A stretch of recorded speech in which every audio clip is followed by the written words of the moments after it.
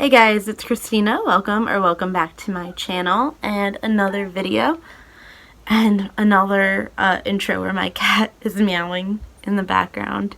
She does that a lot. Anyway, this video is going to be another what I eat in a week. I love making these. This one's a little fun and different in the sense that it's not going to be everything I ate breakfast, lunch, dinner, and it's actually not even going to be a week. It's actually gonna be 2 weeks. I'm trying out this new thing where I go grocery shopping for 2 weeks instead of one. I think it's based off how this worked out this last time. I think it's gonna end up being cheaper for me in the long run to do it that way. And I also, based off this last week, 2 weeks that I'm gonna show you, I think it really sparked some creativity in me, and I really liked it. So yeah. I don't want to talk too much. I just kind of want to show you what I made this week because it was freaking delicious. And yeah, let's get into it, to the food. So for lunch today, I have some leftover pizza. This is just like a thin crust mushroom pizza, no cheese. I added some of my own nutritional yeast, oregano, not Italian seasoning, oregano and red pepper flakes and garlic salt. Then I made a salad to go with it, apples, spinach, raisins, cranberry, almond. I cannot talk today. Did a simple balsamic olive oil dressing for it. And my chocolate, as usual, an apple, the rest of the apple for breakfast. And some toast is cooking up now. And that's breakfast and lunch. Throwing it back to an oldie but a goodie, I made some crispy gochujang tofu for my gochujang sauce. It is just gochujang, obviously, some white miso paste, some garlic powder. I normally add actual minced garlic, but I didn't have any, so garlic powder it is. Some soy sauce, rice wine vinegar, and then also maple syrup. And you can play around with it. I like to get it all mixed together and then just kind of season to taste after that. Add a little bit more syrup if you need, more vinegar if you need. You do you. So then what I do is, in the meantime, I had some crispy tofu in my air fryer. Pretty simple, just tofu coated in cornstarch for about 15 minutes. And then I toss it in the sauce when it's done. And this is such a quick, easy, satisfying dinner. I love serving it with some steamed broccoli and white rice. I know I've said this already, but if you haven't tried gochujang, I highly, highly recommend it. It's a spicy Korean fermented red chili paste. It is so good. Probably one of my favorite condiments, spices type thing I have in my pantry, and pretty affordable as well, and actually pretty easy to find these days as well. I get mine at H Mart, but I think Whole Foods has some, or you can get it online. But yeah, this is one of my favorite dishes. When I started eating plant-based at home, this was really the one that I glommed onto. It was the first meal I made where I felt that maybe I might actually like eating plant-based better. Not necessarily feeling like I was sacrificing anything, because I found a dish that I loved so much and was so easy to make and made my body feel so good. And look at that. Just look at it.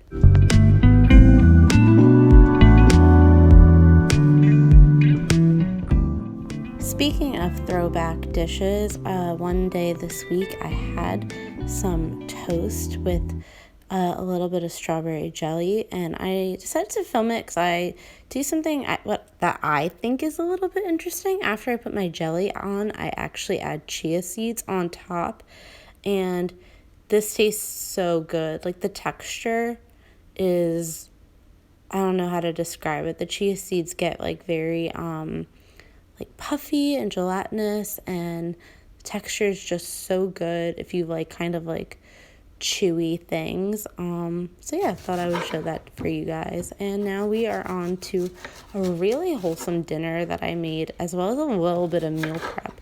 So if you can see, I have 4 little tiny sweet potatoes in the background that I just poked some holes into. I actually kind of cut with my knife. I didn't really use a a fork. I wouldn't recommend that at home, guys. Oh, also look how pretty this sweet potato is. It had like this like beautiful marbly like color between the orange and the white, so I was trying to show that, but my camera didn't pick it up that well. Anyway, so yeah, I cut up some sweet potatoes to roast in little cubes, and then I also kept 4 tiny ones whole, and that'll come into play later in the week. But then I just put that on a baking tray, and I baked at 425, I believe, for about 40 minutes. My oven isn't really calibrated properly, so that's probably closer to 400 for most people's ovens. Then what I did in the meantime is I made these crispy chickpeas that were inspired by some chickpeas that I had at a restaurant lately. It was just some cornstarch and nutritional yeast that I then tossed a whole can of chickpeas into, and then just coated the chickpeas in the cornstarch, and then put in my air fryer for about 10 to 15 minutes at the highest heat that my air fryer can go, which is 400 degrees. And this is so good. Like, it's kind of extra because you really don't need to do this for chickpeas to taste good, but it's a little fun and different. So then, now while all that was going, I added some broccoli into a pot with some lentil chickpea rice that I had made, tossed with some olive oil and lemon juice, and I also added garlic salt as well. That's going to be the base to my bowl. My chickpeas were done at this point. Can you hear that sound? Oh, so good. The crunch was unbelievable.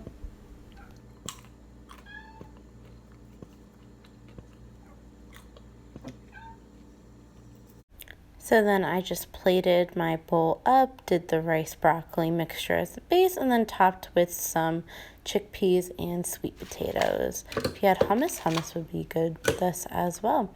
So then I know we're getting into fall, and fall has also arrived with a vengeance, even though, is it a vengeance if I'm looking forward to it? Anyway, but I made a smoothie for breakfast, but I would almost say this was like a fall-themed smoothie because it wasn't really sweet.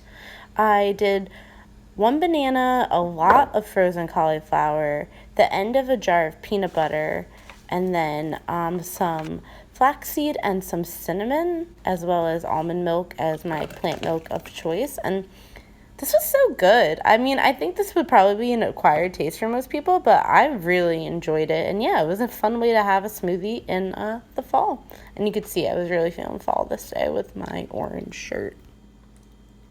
So we're actually onto the weekend now, and I decided to make myself a nice little brunch. I started off by chopping up some mushrooms and chopping up some broccoli and sauteing them. I should mention here, we're at the point of the week where I'm definitely really trying to ration my veggies and think of meals where I could kind of fit in fresh produce, but like not necessarily need to use a lot of it. So that was kind of my inspiration for this meal, as well as using pantry items, because I was running out of stuff that was actually in my refrigerator.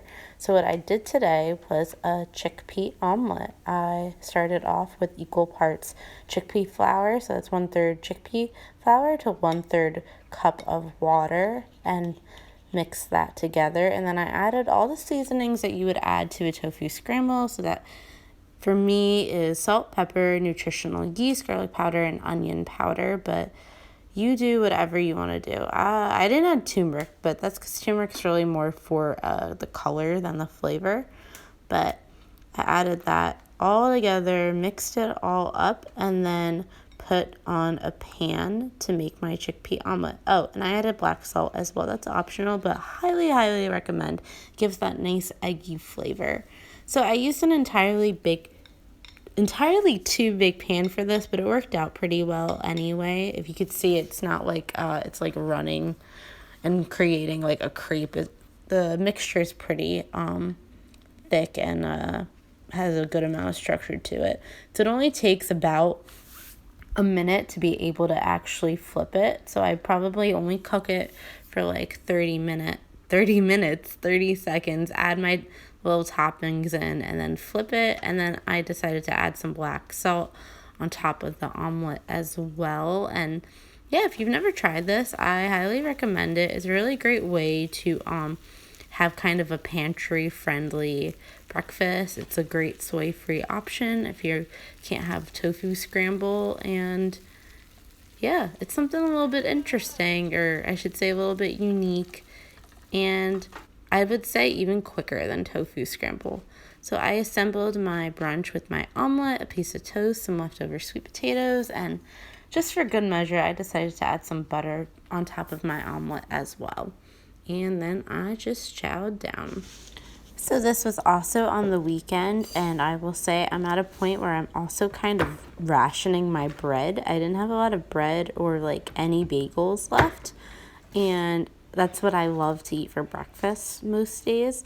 So I knew I was going to be able to have that. So what I did is I made some granola and prepped a huge batch of it, so then I'd be able to have it throughout the week without any issues, and it was even quicker than having to wait for toast or a bagel to toast. So for my granola, I'm a little boring, not gonna lie, guys. I have a hard time changing up my granola recipe. It's pretty much the same all the time.